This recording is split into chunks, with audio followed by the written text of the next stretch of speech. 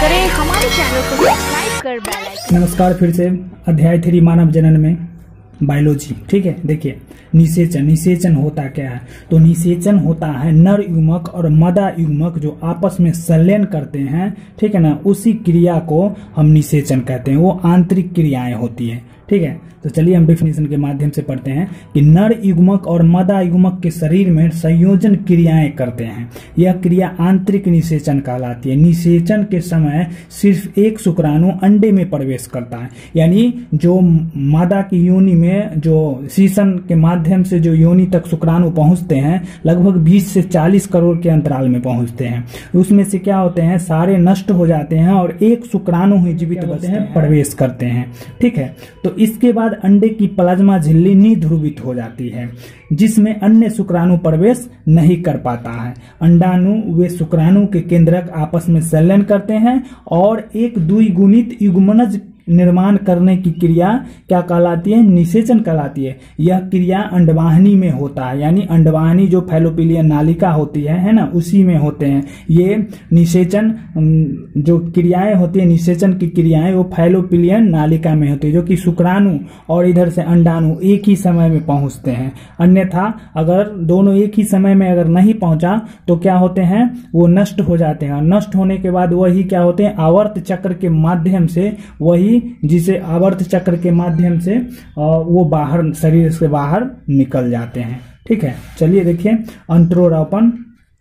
देखिए मानव में निषेचन के 3 दिन बाद तक युग्मनज अंडवाहिनियों में रहता है। ठीक है, जब मानव के निषेचन होते हैं तो उसमें 3 दिन तक क्या होते हैं, युग्मनज अंडवाहिनियों में रहता है। अगले 3 दिन गर्भाशय में मुक्त पड़ा रहता है और 6 दिन में युग्मनज गर्भाशय की एंडोमेट्रियम भित्ति से जुड़ जाता है। इस क्रिया को अंतरोपण कहते हैं। गर्भाशय एवं भ्रूण के मध्य बनने वाले उत्तकीय संबंध क्या होते हैं, प्लेसेंटा होता है। ठीक है, संबंध के द्वारा भ्रूण की पोषण, ऑक्सीजन, उत्सर्जी पदार्थ और आदि का क्या होते हैं, संवहन किया जाता है। यह एक अस्थायी अंतःस्रावित ग्रंथि है। जैसे जैसे भ्रूण का विकास होता है, प्रोजेस्टेरोन हार्मोन कम होता जाता है।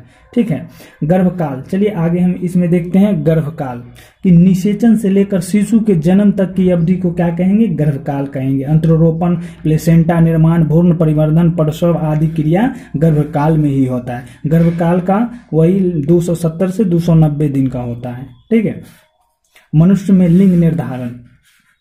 देखिए मनुष्य में लिंग निर्धारण कैसे होता है। युग्मनज की रचना के साथ बच्चे के लिंग का निर्धारण निश्चित हो जाता है। मादा में लिंग गुणसूत्र होते हैं, क्या XX होते हैं, जो समयुग्मनजी होता है। ठीक है, और नर में क्या होते हैं, गुणसूत्र। सगर्भता भ्रूण परिवर्धन समसूत्री विभाजन शुरू तब हो जाता है जब युग्मनज अंडवाहिनी के संकीर्ण पथ से वो संकीर्ण पथ जो आपने इस प्रकार का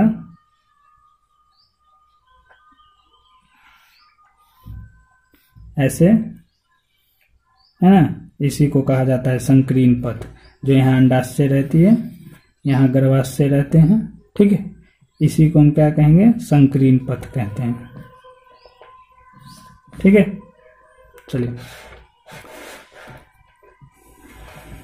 संकीर्ण पथ से गर्भाशय की ओर बढ़ने लगता है। यानी जो अंडवाहिनी के संकीर्ण पथ से क्या होते हैं, यहाँ गर्भाशय की ओर बढ़ने लगता है, जिससे युग्मनज में कोशिकाओं की संख्या बढ़ जाती है। और कोशिका की संख्या बढ़ जाती है पर आकार नहीं बढ़ता है, यह विदलन कहलाता है। विदलन का प्रारंभ अंडवाहिनी में ही आरंभ हो जाता है। विदलन के फल स्वरूप कोशिका की संख्या दुगनी हो जाती है। यह 2 से 4, 4 से 8, 8 से 16 कोशिकाओं की रचना करती है, जिसे कोकरकंठ कहते हैं, है ना। 16 कोशिकीय भ्रूण को तूतक या मोलूरा कहते हैं। ठीक है, मोलूरा कहते हैं। मोलूरा में समसूत्री विभाजन होता है और कोकर भवन की क्रिया के द्वारा कोकर पुट्टी का निर्माण होता है। इस अवस्था में 2 अस्पष्ट भाग, एक कोकर पुट्टी में कोकर कंठ बाहरी परत पर होते हैं, उसे पोषकोरक कहते हैं, है ना, उसे पोषकोरक कहते हैं।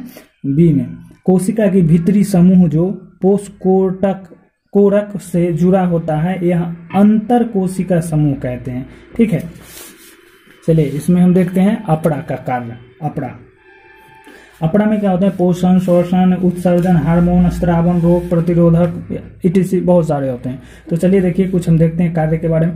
पोषण, पोषण जो पोषक पदार्थ को भ्रूण तक पहुंचाने में मदद करता है, ठीक है। श्वसन जो भ्रूण को ऑक्सीजन तक पोषण की आपूर्ति एवं कार्बन डाइऑक्साइड के आदान प्रदान में सहायक है, यह विसरण क्रिया द्वारा होता है। उत्सर्जन भ्रूण में उपापचयी क्रिया के द्वारा बने नाइट्रोजनी अपशिष्ट उत्पादन भ्रूण के रक्त से माता के रक्त में अपरा द्वारा ही स्थानांतरित किए जाते हैं, ठीक है। और ये हार्मोन स्त्रावन, देखिए प्रोजेस्टेरोन, एस्ट्रोजन है ना, गोनेडोट्रोपिन्स आदि हार्मोन्स स्त्रावन होता है, ठीक है। रोग प्रतिरोधकता में देखते हैं विभिन्न रोगों के प्रति माता के रक्त में निर्मित एंटीबॉडीज अपरा द्वारा भ्रूणीय रक्त में स्थानांतरित कर दी जाती है, जो भ्रूण में रोग प्रतिरोधक क्षमता का विकास करती रहती है, ठीक है। चलिए अपरा थोड़ा सा मुख्य पॉइंट देखते हैं कुछ। अपरा भ्रूण से एक नभि रज्जु द्वारा जुड़ा होता है। अपरा एक अंतःस्त्रावी उत्तकों का कार्य करता है और अनेकों हार्मोन स्त्रावित करता है, जैसे मानव जरायु है ना, गोनेडोट्रोपिन, मानव अपरा लैक्टोजन, एस्ट्रोजन, प्रोजेस्टेरोन आदि, ठीक है। देखिए इसमें मानव जरायु, गोनेडोट्रोपिन, मानव अपरा लैक्टोजन अंडाशय द्वारा स्त्रावित होता है, ठीक है। अन्य हार्मोन जैसे thyroxine, cortisol, progesterone, prolactin, estrogen की मात्रा सगर्भता के समय बढ़ जाती है, ठीक। प्रोजेस्टेरोन हार्मोन बच्चे एवं मां के बीच सुरक्षा प्रदान करती है, ठीक है। कोकर पुट्टी देखिए आगे, कोकर पुट्टी बनने के पश्चात भ्रूण में और बदलाव होते हैं और वह एक स्तरीय भ्रूण से त्रिस्तरीय भ्रूण में विकसित हो जाता है। भ्रूण की अवस्था गैस्ट्रुला अवस्था कहलाती है, ठीक है। गैस्ट्रुला अवस्था निम्नलिखित 3 स्तर होते हैं, जो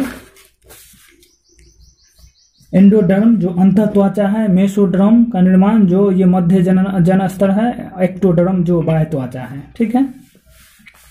चलिए ये तीनों स्तर मनुष्य के सभी अंगों को बनाते हैं, इसलिए भ्रूणीय झिल्लियां भी कहा जाता है। मानव में सगर्भता की अवधि 9 माह की होती है और 9 माह में क्या होते हैं कि प्रत्येक महीने कुछ न कुछ बदलाव होती रहती है, ठीक है। तो चलिए देखते हैं कुछ बदलाव। 1 महीने के बाद शिशु का हृदय बन जाता है, यानी जब 1 महीने होते हैं, जब गर्भ जब क्रियाएं हो जाती है, संलयन की क्रियाएं हो जाती हैं, ठीक है। और जब ये अंडवाहिनी से गर्भाशय में पहुंचते हैं इगुमनज, ठीक है, उसके बाद क्या होते हैं 1 महीने बाद क्या होते हैं शिशु का हृदय निर्माण हो जाता है और उसके बाद दूसरे महीने के अंत तक हाथ पैर का निर्माण हो जाता है और तीसरे महीने के अंत तक भ्रूण के लगभग सभी अंगों का क्या होते हैं निर्माण हो जाता है। चौथे माह में मेडुलेटेड तंत्रिका तंतुओं का निर्माण प्रारंभ हो जाता है और 5वां माह में क्या होते हैं कि 5वां माह 20 सप्ताह का होता है, जो कि 5वां माह में गर्भ पहली बार गतिशील होता रहता है, ठीक है। और शिशु के सिर पर बाल उगना क्या होते हैं प्रारंभ हो जाता है, ठीक है, प्रारंभ हो जाता है। देखिए और 6वां माह के अंत तक पूरे शरीर पर कोमल बाल निकल आते हैं। इसके साथ ही आंखों की पलकें अलग अलग हो जाती है, बौरोनिया जिसे भाव कहते हैं ना भी बनना स्टार्ट हो जाती है, चालू हो जाते हैं। तो देखिए 9 माह के अंत में गर्भ पूर्ण रूप से विकसित तथा प्रसव के लिए क्या होते हैं तैयार हो जाते हैं। चलिए आगे हम देखते हैं प्रसव और दुग्ध स्त्रावन।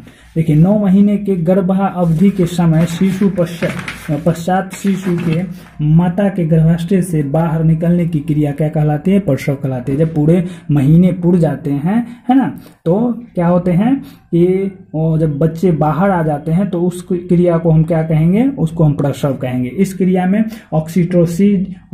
ऑक्सीटोसिन नामक हार्मोन गर्भाशय पेशी में क्या होते हैं संकुचन उत्पन्न करती है। देखिए यहाँ पे क्या है कि ऑक्सीटोसिन हार्मोन क्या होता है कि जब प्राकृतिक जब वो प्रसव को अगर प्राकृतिक पीड़ा अगर नहीं होती है तो उस समय डॉक्टर क्या करते हैं, यही ऑक्सीटोसिन हार्मोन नामक इंजेक्शन लगाते हैं, है ना, जिससे पीड़ा स्टार्ट हो जाते हैं और क्या होते हैं, गर्भाशय में पेशी में संकुचन उत्पन्न होने लगती है। ठीक है, जिससे शिशु गर्भाशय में जनन नाल द्वारा बाहर निकलता है, प्रसव के साथ अपरा भी बाहर निकल जाता है। देखिए दूध स्त्रावन, मानव में जन्म के समय शिशु पूर्ण विकसित होता है। इस समय प्रोलैक्टिन हार्मोन माता की स्तन ग्रंथियों में दुग्ध स्त्रावन आरंभ हो जाता है। ठीक है, माँ के दूध में कई प्रकार के एंटीबॉडी पदार्थ रहता है। ठीक है, बहुत सारे रहते, ठीक है ना। इसलिए क्या होते हैं कि 6 माह तक जन्म से, बच्चे को जन्म से कितने 6 माह तक क्या होते हैं कि बच्चे को माँ के ही दूध पिलाना चाहिए। ठीक है।